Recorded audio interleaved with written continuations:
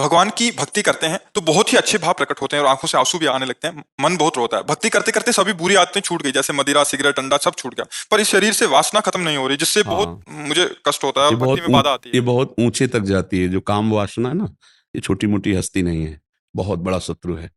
ये बहुत ऊंचाई तक रहता है, बहुत वर्षों तक रहता है। जब तक भगवान का साक्षात्कार ना हो जाए तब तक ही रहता है। मतलब बहुत अच्छी साधना 20-50 वर्ष होने पर भी ये नष्ट नहीं होता, सूक्ष्म रहता है, तरंग की तरह। पर भगवान का दर्शन होते ही ये खत्म हो जाता है। जब तक दर्शन नहीं होता तब तक विश्वास ना करे, चाहे 20 वर्ष का ब्रह्मचारी हो, 50 वर्ष से संयम से चलाओ, ये भ्रष्ट कर देगा। ये काम बहुत बड़ा शत्रु है और ये भगवत बल से संपन्न है, साधारण नहीं है। भगवान श्री कृष्ण के पुत्र के रूप में जन्मा है। प्रद्युम्न जी काम अवतार है ना, तो हाँ, तो भगवत स्वरूप है।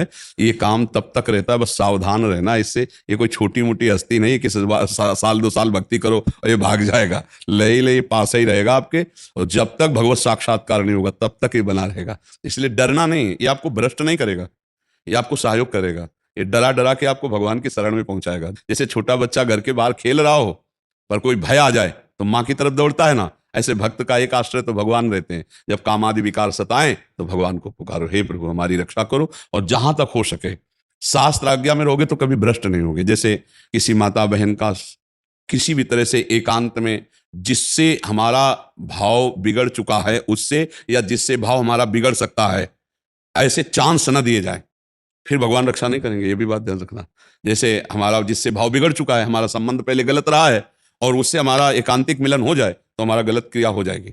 या हमें लगता है कि इससे भाव संबंध बिगड़ सकता है, तो अपने आप कड़ुआ स्वभाव रखकर दूरी हटाओ, दूरी बनाओ। संगम त्यजेत मिथुन व्रतिनाम मुमुक्षु सर्वात्मना न विसृजेत बहिरिंद्रियाणि। माया भेजेगी आपके पास। जब कोई भगवत प्राप्ति का लक्ष्य करेगा, चाहे स्त्री हो या पुरुष, माया इन्हीं दोषों के द्वारा उसे भ्रष्ट करने के लिए उसकी व्यवस्था पुष्ट करती है। लाखों में कोई एक ऐसा जो ये बात कि मुझे परमानंद प्रभु चाहिए, ना कि अब भोग, बहुत भोग लिया और बहुत देखा, ऐ मन अब नहीं गलत करेंगे, ऐसे जीता जाता है। तो धीरे धीरे धीरे धीरे संयोग न बनने पावे, क्रिया न बनने पावे। आप मान लो आप गृहस्थ में हो, पत्नी होगी, धर्म पूर्वक पत्नी से यदि सहवास करो तो पाप नहीं माना जाएगा। कभी ऐसी विकलता है, आप नहीं सह पा रहे, तो भगवान को नमस्कार करके धर्मपूर्वक गृहस्थ में हो। लेकिन पराई माता बहन का अवसर भी आवे तो भी नहीं, तो भी ये बस ये कि आप हम प्राण त्याग सकते हैं, लेकिन हम गलत आचरण नहीं कर सकते। नहीं, बहुत बार प्रभु ऐसा हुआ, हाँ, पर मुझे ऐसा अंदर से आवाज आया, नहीं भगवान परीक्षा ले रहा है। हाँ, यही बात रखना चाहिए, यही बात। अलग अलग तरह से लालच दे रहा है कि ये करेगा या नहीं करेगा, देखता हूं मैं। हाँ, तो उस समय भगवान की यही बात अगर दिमाग में रखोगे कि मेरी परीक्षा हो रही तो आप पास हो जाओगे, फेल नहीं होगा। अगर आपने ये सोचा कि यार बढ़िया जुगाड़ बन गया है, खान पान व्यवस्था जो भी भोग सामग्री, भगवान तो मिल ही जाएंगे, चलो इसे भोग लेते, बस फिर गया, फिर मिट्टिया मिट हो जाए। फिर बाद में जानते हो क्या ग्लानि कराएगा यही मन कि यार अब तो भ्रष्ट ही हो गया, अब तो भगवान तो मिलना नहीं, तो यार जितना फिर मौज लो मस्ती लो, ऐसे ऐसे मन सिखाता है। बड़ी मुश्किल से मिले।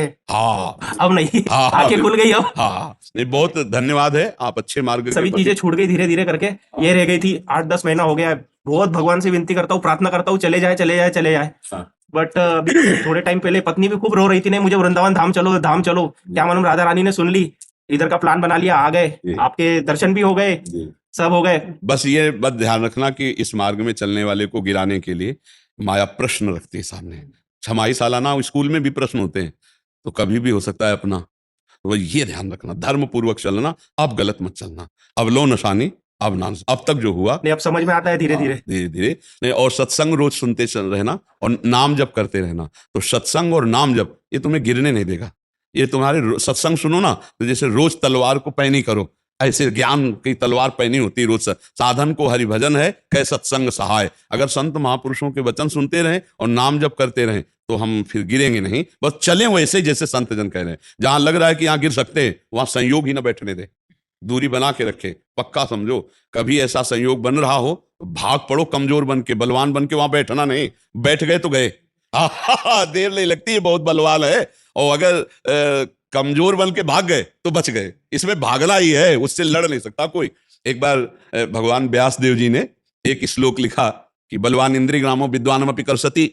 इंद्रियां बड़ी बलवान है, जो बड़े बड़े विद्वानों को भी खींचकर भ्रष्ट कर देती है। इसलिए एकांत में अपनी बहन के पास बहुत समय तक नहीं रहना चाहिए, अपनी बेटी के पास भी बहुत समय तक नहीं रहना चाहिए, और पुत्र जवान हो तो एक सैया पे एकांत में माँ को भी नहीं लेटना चाहिए। तो जैमिनी जी बड़े ऋषि हैं, तो उनका प्रभु ऐसा कैसे हो सकता है कि विद्वान है वो और जानता है मेरी बहन है और बेटी है, पवित्र भाव, तो वो ऐसा कैसे कर सकता है? आपने जो श्लोक लिखा तो मुझे संशय नहीं, पर मुझे आप समझाइए कि ऐसा कैसे, जो विद्वान है, मूर्ख हो तो बात अलग है। तो उनका इस प्रश्न का उत्तर तो हम कुछ दिन बाद देंगे। हमें याद आ गया, हमको बद्री नारायण वाले आश्रम में जाना है। अब ये उत्तर है उनके प्रश्न का। तो 10-15 दिन तुम संभालो आश्रम, सैकड़ों ब्रह्म ऋषि विद्यार्थी जन है, 15 दिन बाद हम आ जाएंगे, फिर आपके इस प्रश्न का उत्तर देंगे। ठीक है। उसी शाम को हल्की सी वर्षा होने लगी। भगवान है व्यासदेव जी, संध्या का समय, और 16 वर्ष की अवस्था धारण की, श्याम रंग, अरविंदाक्ष नेत्र, और छम छम करती हुई सामने आ गई। और गंगा स्नान करके सब ऋषि जन ऐसे जा रहे थे, सब ऐसे। तो जयमनी जी के पास आई और कहा, भगवान रात्रि का समय आने वाला है, बड़ा भयावह है, मैं अपना घर भूल गई हूं, आज रात्रि अपने आश्रम में आप जगह दे देंगे क्या? उनका नहीं, गुरुदेव बाहर गए हुए हैं और सख्त आदेश है, ब्रह्मचारियों का स्थान है, यहाँ स्त्री प्रवेश निषेध। प्रभु स्त्री की बात नहीं है, मैं आपकी शरण में हूं, मेरी जान का खतरा है, मैं अकेली हूं जंगल में, और शरणागत के लिए तुम्हारे गुरुजी ने समझाया कि शरणागत की रक्षा करनी चाहिए। अब गुरुजी हैं, उनको कौन काट सकता है? जयमिनी जी ने कहा, बात तो तुम्हारी सही है कि तुम्हारा स्त्री शरीर है, अभी देखा नहीं, स्त्री शरीर है और गुरु जी है नहीं, और तुम्हारी रक्षा भी कर। अच्छा, ऐसा कर सकते हैं कि हम अपने आश्रम में एक झोपड़ी खपरेला था, उसमें अलग आपको दे देंगे, दरवाजा लगा बंद कर, मैं भी कहूं तो दरवाजा रात्रि में मत खोलना, सुबह निकल जाना। तो उनका, जैसी आपकी आज्ञा, मेरी रक्षा हो जाएगी, चलो दूर चलो, और वो कुटिया है, जाओ दरवाजा अंदर बंद कर लो जाकर, यहां सब ब्रह्मचारी रहते हैं। अब जाके जो संध्या वंदन करके ध्यानस्थ हुए, फिर दिमाग में आया कि हमने पूछा नहीं कि तुम रात्रि में अकेले कैसे फंस गई, आखिरकार हो कौन, कहां से आई हो, तुम्हारा ब्याह हुआ है कि नहीं हुआ है, विविध प्रकार का उसी का चिंतन होने लगा। तो ध्यायतो विषयान पुंसात संगास्तेषु उपजायते संगात संजायते कामः कामात क्रोधो विजायते क्रोधात भवत सम्मोहा सम्मोहा स्मृति विभ्रमा स्मृति भ्रंशात बुद्धिनाशो बुद्धिनाशात प्रणश। पहला रोग शुरू हो गया, ध्यान।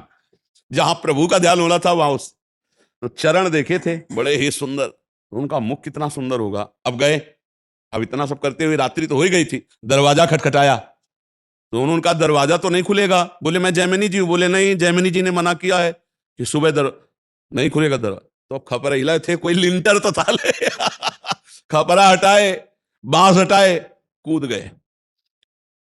देखा तो वो सुंदर रूप, क्योंकि भगवान ने धारण किया था, श्याम रंग, छटा छा रही थी एकदम, इंद्रनीलमणि कांति, नौ यौवन अवस्था, देख के मुग्ध हो गए। अब सब पूछना भूल गए कि तुम कहां से आई हो, क्या कुछ नहीं पूछा, तुम्हारा ब्याह हुआ है? नहीं। तो तुम ब्याह कर सकती हो? हाँ। हमसे कर सकती हो?